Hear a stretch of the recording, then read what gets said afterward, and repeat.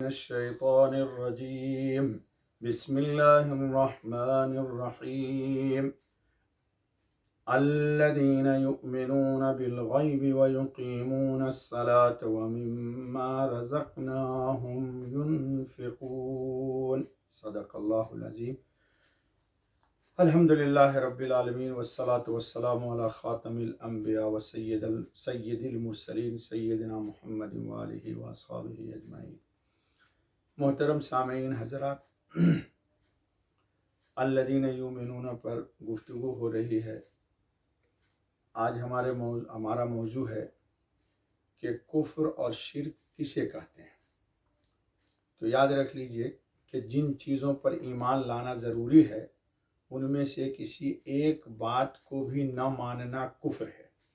مثلا کوئی شخص اللہ تعالیٰ کو نہ مانے، یا اللہ تعالیٰ کی صفات کا انکار کرے، یا 2-3 خدا مانے، یا فرشتوں کا انکار کرے، یا اللہ تعالیٰ کی کتابوں میں سے کسی کتاب کا انکار کرے، یا کسی نبی کو نہ مانے، یا تقدیر کا انکار کر دے، یا قیامت کے دن کو نہ مانے، یا اللہ تعالیٰ کے قطعی احکام میں سے کسی حکم کا انکار کر دے، یا رسول اللہ صلی اللہ علیہ وسلم کی دی ہوئی کسی خبر کو جھوٹا سمجھے، تو ان تمام صورتوں میں انسان اسلام سے خارج ہو جائے گا اور کافر بن جائے گا۔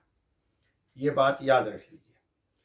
اور شرک کہتے ہیں اللہ تعالیٰ کی ذات میں کسی کو شریک کرنا، ذات میں یا صفات میں، 2 بات ہے، ذات میں کسی کو شریک کرنا یا صفات میں۔ ذات میں شرک کرنے کا معنی یہ ہے کہ 2-3 خدا مانے، استغفر اللہ، لا حول ولا قوت الا باللہ۔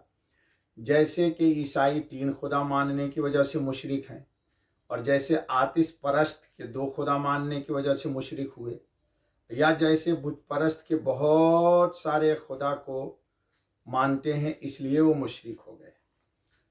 تو یہ تو ذات میں اللہ کے شرک نہ کرنے کا معنی ہوا۔ اور صفات میں شرک کی کئی قسمیں ہیں۔ جی، تو صفات میں اللہ کے برابر کسی کو شریک کرنا یہ بھی شرک ہے، کیونکہ کسی مخلوق میں، خواہ وہ فرشتہ ہو یا نبی ہو یا ولی ہو یا شہید ہو یا پیر ہو یا امام ہو، اللہ کی صفت میں اللہ کا شریک نہیں ہو سکتا۔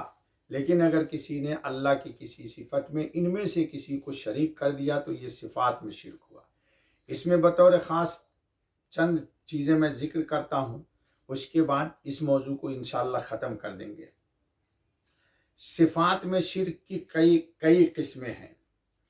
سب سے پہلے یہ کہ شرک فی القدرت، یعنی اللہ تعالیٰ کی طرح صفت قدرت کسی دوسری مخلوق کے لیے ثابت کرنا کہ فلاں پیغمبر یا ولی یا شہید پانی برسانے پر قادر ہے، یا بیٹا بیٹی دے سکتے ہیں، یا مرادیں پوری کر سکتے ہیں، یا روزی دے سکتے ہیں، یا مارنا یا جلانا ان کے قبضے میں ہے، کسی کو نفع نقصان پہنچانے پر قدرت رکھتے ہیں، یہ تمام باتیں شرک فی القدرت ہوگی، اللہ کی قدرت میں شریک کر دینا۔ دوسرے شرک فی العلم، یعنی اللہ تعالیٰ کی طرح کسی دوسرے کے لیے صفت علم ثابت کرنا۔ مثلا یوں سمجھنا کہ اللہ تعالیٰ کی طرح فلاں پیغمبر یا ولی غیب کا علم رکھتے تھے، یا اللہ کی طرح ذرہ ذرہ کا انہیں علم ہے، یا ہمارے تمام حالات سے واقف ہیں، یا دور و نزدیک کی چیزوں کی خبر رکھتے ہیں۔ یہ سب عقیدہ رکھنا گویا کہ شرک فی العلم ہے۔ 2، تیسری چیز ہے شرک فی السمع والبصر، یعنی اس کا مطلب یہ ہے کہ اللہ تعالیٰ کی صفت سمع یا بصر، یعنی اللہ سمیع ہے، سنتے ہیں، دیکھتے ہیں، کسی دوسرے کو شریک کرنا۔ مثلا یہ اعتقاد رکھنا کہ فلاں ولی یا بزرگ ہماری تمام باتوں کو دور نزدیک سے سن لیتے ہیں، یہ شرک فی السمع ہوا۔ یا ہمیں یا ہمارے کاموں کو ہر جگہ سے دیکھ لیتے ہیں، یہ کیا ہو جائے گا؟ شرک فی السمع اور شرک فی البصر، کہ ہم کتنی دور رہیں، ہم جو کرتے ہیں اللہ کے سوا کسی اور کو تسلیم کر لینا کہ وہ سنتے بھی ہیں میری، دیکھتے بھی ہیں۔ چوتھے شرک فی الحکم، یعنی اللہ تعالیٰ کی طرح کسی اور کو حاکم شرک فی الحکم یعنی اللہ تعالیٰ کی طرح کسی اور کو حاکم سمجھنا اور اس کے حکم کو اللہ کے حکم کی طرح ماننا. مثلاً پیر صاحب نے حکم دیا کہ یہ وظیفہ نماز عصر سے پہلے پڑھا کرو، ایک مثال کے طور پر، تو اس حکم کی تعمیل اس طرح ضروری سمجھے کہ وظیفہ پورا کرنے کی وجہ سے عصر کا وقت مکروہ ہو جانے یا نماز قضا ہو جانے کی پرواہ نہ کرے، لیکن پیر کے بتائے ہوئے وظیفے پہ عمل کرتا ہے. تو یہ کیا ہوگا؟ شرک فی الحکم.